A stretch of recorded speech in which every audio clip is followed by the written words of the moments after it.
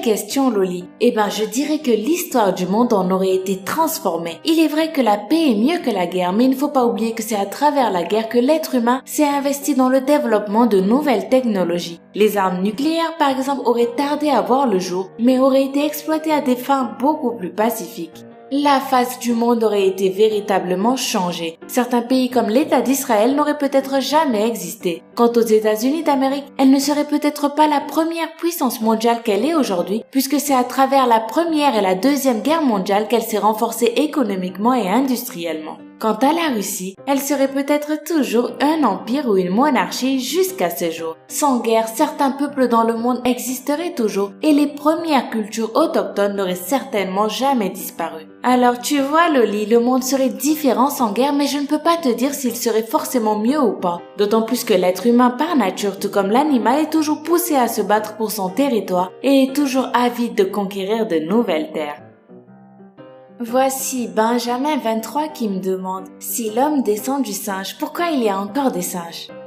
Bonjour Benjamin et merci pour ta question. Si je te disais que l'homme ne descend pas du singe, cette théorie attribuée à tort à Charles Darwin est complètement fausse. En réalité, l'être humain et certains singes actuels descendent d'un lointain ancêtre commun. Il serait donc plus correct de dire que nous sommes des cousins très éloignés. Comme nous, les singes descendent aussi de cet ancêtre commun, mais eux, ils ont suivi un chemin évolutif différent du nôtre. Nous ne sommes donc ni plus ni moins évolués qu'eux. En fait, l'expression « l'homme descend du singe » est une déformation des théories de l'évolution qui est d'ailleurs bien plus utilisée par les détracteurs de ces théories que par les biologistes eux-mêmes. Benjamin, je suis désolée de te le dire, mais cette expression est fausse, maladroite, ne veut pas dire grand-chose et a l'intérêt pour les personnes qui rejettent les théories de l'évolution de donner une idée ridicule de celle-ci. Il y a beaucoup de personnes dans le monde qui ne se sentent pas proches du tout des singes et qui trouvent l'idée d'une parenté même éloignée avec un singe complètement ridicule. Alors Benjamin, prochaine fois que l'on te dira que l'homme descend du singe, je compte sur toi pour répondre que non et rajouter que l'homme et le singe ont seulement des ancêtres en commun.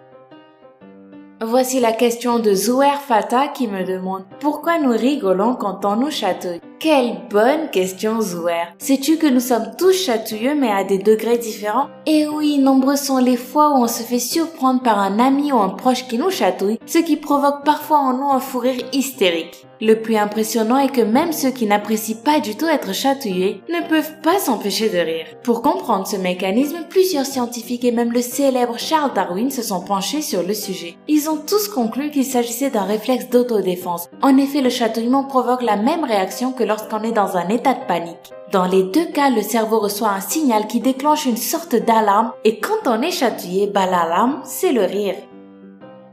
Voici maintenant la question de Funny Manga qui m'a demandé l'âme fâchée, pourquoi le temps passe plus lentement en cours que dehors. Une chose est sûre, Funny Manga, le temps ne passe pas à la même vitesse pour tout le monde. Notre rapport au temps est relatif à l'âge que nous avons. Pour un petit enfant de 2 ans, une année c'est énorme. Ça représente la moitié de sa vie, ce qui explique que la distance entre 2 anniversaires semble si longue à un jeune enfant. Pour un marmot de 10 ans, une année ne représente plus que 10% de sa vie. Il devient alors un peu moins difficile d'attendre son prochain anniversaire. Et pour un jeune de 20 ans, une année ne représente plus que 5% de sa vie. Donc non, ce n'est pas que dans ta tête si tu as l'impression que le temps passe super lentement en cours. En fait, les rythmes biologiques pourraient peut-être aussi expliquer certaines variations de la perception du temps en fonction de l'âge. Les personnes âgées ayant une fréquence cardiaque ralentie, elles ont l'impression que ce qui les entoure va très vite, alors que les enfants qui ont eux une fréquence cardiaque accélérée ont toujours l'impression que tout va trop lentement. Pour être complet sur la question, je dois aussi te dire, Funny Manga, et cela vaut quel que soit ton âge, que le cerveau est aussi très à l'aise quand il est question de réaliser des tâches familières. Du coup, le temps passe plus rapidement. Tandis qu'il a tendance à être particulièrement lent quand on exerce une tâche qui nous déplaît ou qui nous ennuie. Ce qui explique pourquoi le temps passe plus lentement en cours et plutôt très rapidement quand tu es dehors avec tes amis. Paul Bonghini me demande pourquoi les Asiatiques ont les yeux bridés contrairement au reste du monde.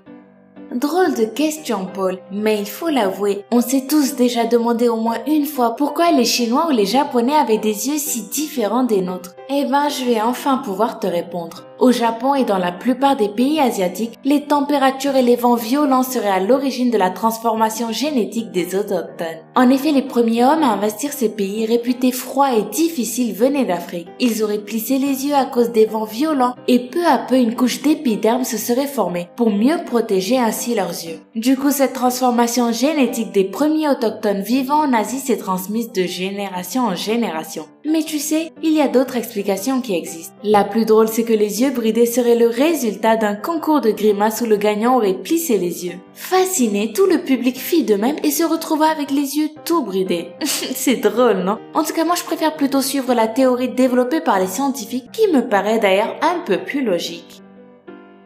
Voici Rightfor qui m'a demandé pourquoi l'eau de la mer est salée. Tu sais, Rightfor, il y a très longtemps, environ 4 milliards d'années, la Terre n'était pas encore habitée. Cependant, elle était loin d'être tranquille. Les volcans étaient continuellement en éruption. Ils rejetaient dans les airs des quantités de gaz, du gaz carbonique, du chlore, du soufre ainsi que de la vapeur d'eau. Je peux vous dire que notre planète était tout sauf accueillante à l'époque. Quelques millions d'années plus tard, une centaine environ, le refroidissement de la Terre a entraîné la condensation de cette vapeur d'eau. Il s'est alors mis à pleuvoir. Des tonnes d'eau ont été déversées sur Terre, entraînant avec elles les différents gaz propulsés en l'air par les volcans. C'est ce qu'on a appelé les pluies acides. Ces pluies, en retombant sur le sol de la Terre, ont grignoté les roches. On appelle cela l'érosion. L'eau acide a ainsi ruisselé sur la Terre en fonction du relief et a créé les rivières, les fleuves, les mers et les océans. Par le mécanisme de l'érosion, l'eau acide s'est chargée en sels minéraux qu'elle a transportés jusqu'au réservoir final, c'est-à-dire les mers ou les océans. Et voici Annika et Iva qui me demandent « Que se passerait-il si tous les gens sur Terre sans exception commençaient à fumer ?» Salut Annika, salut Iva. Eh ben, je dirais que ce serait la catastrophe totale. Comme tu le sais déjà, fumer est très dangereux pour la santé. Si tout le monde fumait, l'industrie du tabac serait certainement encore plus prospère. Mais cela réduirait considérablement l'espérance de vie de l'être humain. En effet, une seule cigarette fumée fait perdre 11 minutes de vie aux fumeurs, causant de graves maladies cardiovasculaires et surtout le cancer. Plus grave encore, si tout le monde fume, non seulement le fumeur sera affecté par sa propre cigarette, mais également par la cigarette de tous les autres, accélérant donc sa mort. Pire encore, il n'y aurait presque plus de naissances, vu que la plupart des grossesses se finiraient en avortement ou en naissance prématurée à cause du tabac. Alors tu vois, Annika et Eva, je ne pense pas qu'on survivrait bien longtemps dans un monde de fumée. Tu imagines que chaque 10 secondes, le tabac tue une personne dans le monde. Je préfère imaginer un monde sans tabac, c'est mieux. Voici Glanny93 qui me demande pourquoi on ne se rappelle pas de sa naissance. J'adore ta question, Glanny. Pour te répondre, je dirais qu'en principe, les scientifiques se sont mis d'accord sur le fait que l'être humain commence à enregistrer ses premiers souvenirs à partir de l'âge de 3 ans. Alors pourquoi on ne se rappelle de rien avant? Pour comprendre cela, il faudra observer la structure du cerveau d'un nouveau-né. Il y a une partie appelée le cortex préfrontal qui a pour rôle le codage de la mémoire et son extraction. Au stade de la naissance, cette partie n'est tout simplement pas assez développée, donc pas assez mature, ce qui explique pourquoi il est impossible de se rappeler de sa naissance ou de ses premières années d'enfance. Bon, il faut que je te dise aussi qu'en faisant mes recherches pour cette vidéo, je suis tombée sur plusieurs forums où des gens disaient qu'ils se rappelaient de leur naissance et qu'ils s'en rappelaient même très bien. Mais bon, en l'absence de preuves qui peuvent corroborer leur dire, je suis obligée de te dire qu'en l'état actuel de nos connaissances, il est normalement impossible de se rappeler de sa naissance. Nous passons maintenant à Charles Amiot qui me demande pourquoi les Américains ont voté pour Donald Trump.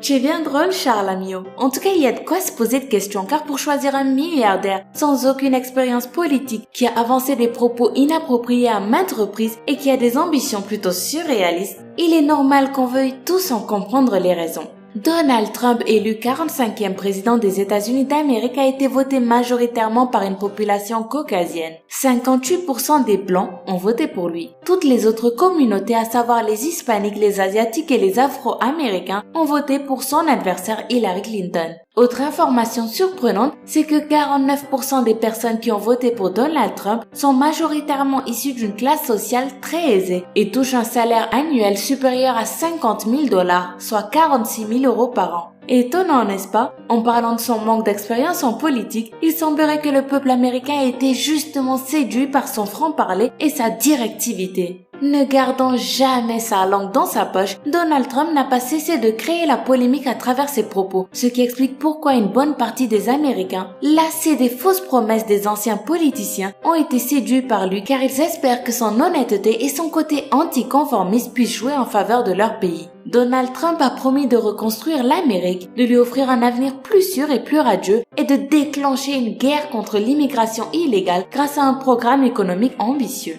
En tout cas, pour une bonne partie des Américains, Donald Trump représente le sauveur d'un système malhonnête et corrompu. Voilà, j'espère que j'ai pu répondre à ta question. Et on passe maintenant à la question de Johan Kabout qui me demande pourquoi notre ventre fait du bruit quand on a faim. Coucou Johan, ça se voit que comme moi, t'es quelqu'un qui a souvent faim. Bon, comme t'as pu l'observer, c'est toujours quand l'heure du repas approche que notre estomac commence à faire des drôles de bruits, parfois même très gênants. Aussi incroyable que cela puisse te paraître, si ton ventre gargouille, c'est parce que tu penses à la nourriture à cet instant. Et oui, parce que tu penses à manger, tout ton système digestif se prépare pour la digestion. Je t'explique. À cet instant précis, l'estomac produit de l'acide. Les glandes digestives sont donc stimulées, vidant ainsi les intestins en direction du côlon pour faire de la place à la nourriture que tu vas manger. Et c'est donc tout ce mouvement-là qui fait ce bruit. En effet, les intestins poussent les aliments par mouvement péristatique, c'est-à-dire que les muscles circulaires se contractent le long du tube. Ils agissent comme lorsqu'on presse un tube de dentifrice vide pour en faire sortir la faim. Lorsque l'intestin est plein, cela ne s'entend pas beaucoup, mais lorsque l'intestin est tout vide, cela agit tel une petite caisse de résonance et c'est ce qui fait qu'on entend aussi bien ces petits gargouillis. Passons maintenant à la question de BPMXB qui veut savoir quel est le plus gros animal de la Terre. Alors la réponse est simple, c'est la baleine bleue. Et oui, il s'agit bien de l'animal le plus gros, donc le plus lourd de la planète puisqu'elle peut atteindre les 34 mètres de longueur et 220 tonnes. T'imagines ? Une baleine bleue se nourrit tous les jours de plus de 4 tonnes de crustacés. Elle a également le plus gros cœur du monde puisqu'il pèse à peu près 600 kilos. Et même sa langue est grosse et énorme et pèse plus de 2 tonnes et demie. C'est le plus gros animal vivant à notre époque et dans l'état actuel de nos connaissances, c'est même le plus gros animal ayant jamais vécu sur Terre. Voilà, c'est tout pour aujourd'hui. Je vous remercie vraiment de m'avoir tous posé des questions aussi intéressantes et aussi pertinentes. Et je suis désolée de n'avoir pu en prendre que 15. Mais bon, continuez à m'en poser et j'espère que vous allez passer dans la prochaine vidéo. Moi, je vous dis à très vite pour le prochain RATQP et n'oubliez pas le pouce bleu qui fait plaisir surtout. Bye bye!